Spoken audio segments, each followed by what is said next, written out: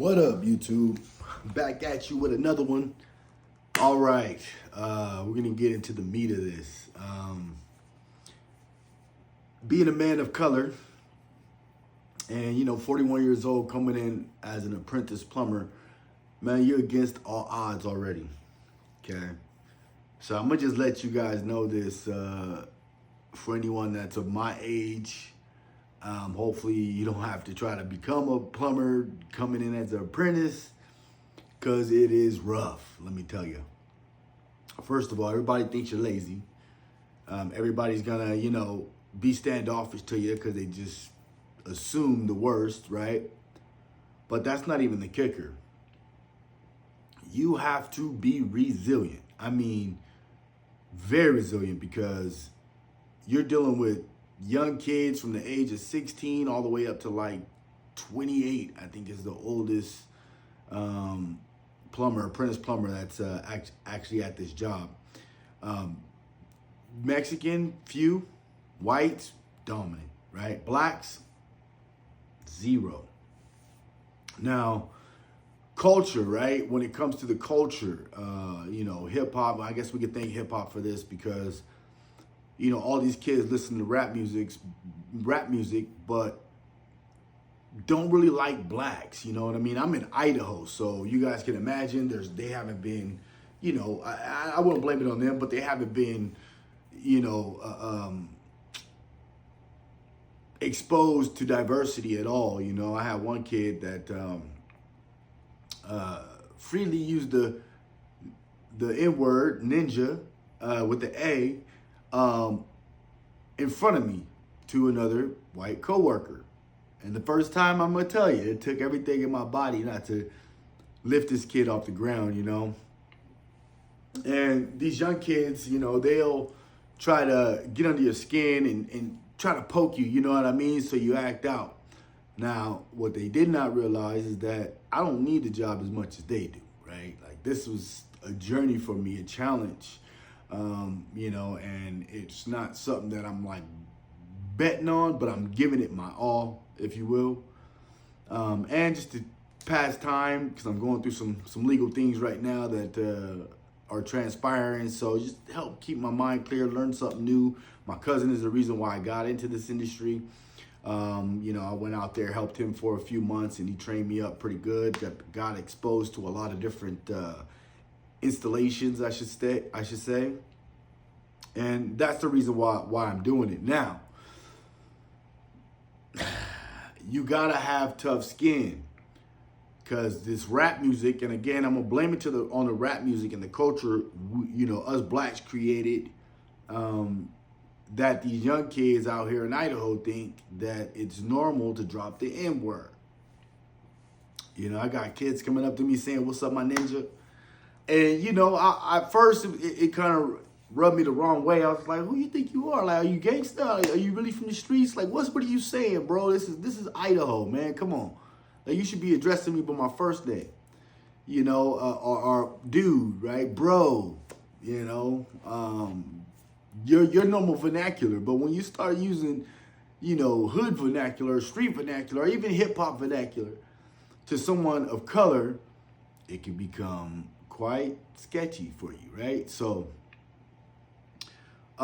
that's one thing I want to let you know, is that word is used quite frequently on the job site by these young kids. Most kids should have the decency to understand, like, I shouldn't probably say that to a black man or around a black man, but there is no hold bar when it comes to this apprentice plumbing stuff, right? So just understand, make sure you draw your lines from the beginning, and don't worry about letting them know what you like and don't like, because at the end of the day, all of them ain't gonna like you regardless, and they're always gonna find a way to talk about you, try to put you down. The real ones will recognize, if you are a hard worker and you go hard and you're a beast at what you do, whatever it is you do. The real ones, the leads will always recognize it, But the apprentice, they view you as a threat. There's a few apprentices that, I highly respect, and I respect all of them, but there's a few apprentices that I really, really like, and they're amazing. And then there's some that really aren't. Now, that's going to probably be in every industry, you know, electrician, etc. So if you're a black young man coming in as an apprentice, um, you know, you should probably be a little bit more um, culturalized to understanding that these kids of non-color will utilize words that probably they shouldn't. And you'll probably be a little bit more comfortable than I am. But it took me literally 2 weeks to kind of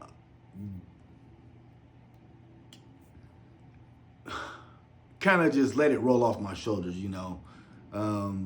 because at first it was just like I felt super disrespected, to the point where I was ready to lift the kid off the ground, But these are kids, and again, I'm 41, so I have to be the bigger man now. Again, something else that I just want to say to my culture, we're putting all this stuff into rap music and and this is my logic on understanding and why I'm able to be resilient with the word ninja used at the workplace, which probably could be bad for the business, but I've never been that type of guy. They're doing me a solid by teaching me, I'm not looking for ways to try to hurt or harm a company that's truly amazing, because they are. But my culture, we started this, I wouldn't say disrespecting ourselves, but utilizing it as a way of communication to each other. Then we corporate, the corporations get a hold of the music, and then they, globalize it, and then next thing you know, everybody thinks it's cool to say ninja. Los Angeles is a little bit more diverse with the culture, and if you go out there, you'll probably experience that there's more than just black people using the word ninja. I'm talking about Asians, Hispanics, whites, but they are a little bit different because they're culturalized a little different than Idaho. Well, let me tell you, Idaho is a state that you can't even fight in. If you get into a fist fight, and let's say you leave a cut on somebody's eye, or you hit somebody and you break their jaw, or finger breaks during a fight, whatever, it's aggravated battery, and it carries 2-year minimum with the 8-year tail. Meaning you got to go sit down for 2 years. And then when you get done with the 2 years, you got 8 years left on parole. So, right, it's a little different out here. So you got to kind of calculate your moves and make sure you're surrounding yourself around good people. So wherever you are in the United States, just understand that coming into this industry, you're not going to be top of the chain at all, especially if you're of color. I don't care if you're Hispanic or black, Asian, right? Whatever other race that is non-white, you're going to have a target on your back immediately by anyone that views you as a threat. And then obviously the workplace itself, the stereotype of blacks are just, we're lazy. I think Hispanics might have it a little easier because, it's known that you guys work hard and you guys truly do. And shit, man, I love Hispanics, you know what I mean? I love white people too, I love all races. Just understand, man, if you're coming into this industry, you better have some gump about you, some umph, everything you do. Make sure it's the point that you go above and beyond. You're there early every day. I'm there before the managers open up. And the main reason is not to just show my grit, but they have a crazy workout facility, and I love to get in there and work out first thing in the morning, because if I don't, by the time I get off after working a 12 to 14-hour shift, I'm exhausted, right, coming home with the kids. So, and I don't want to take time for my kids. So, I try to kill 2 birds with 1 stone. So I'm there before anybody shows up. Even if you don't work out, be there waiting for the person that's going to unlock the building. Let them know you are dedicated and serious. Make sure your alarm clocks are set every night. And when you get there, to work, be useful. If you see something, the trash needs to be taken out, take the trash out. If you see, the bathrooms discombobulated, fix it up. Stay organized and helping the organization stay, functioning. And that comes off very good as well. So if you're looking to, really become a plumber, you really got to take in everything, the good, the bad, and the ugly. So hopefully this video helps you guys kind of understand a little bit about the apprenticeship. And depending on where you're located, it could be different.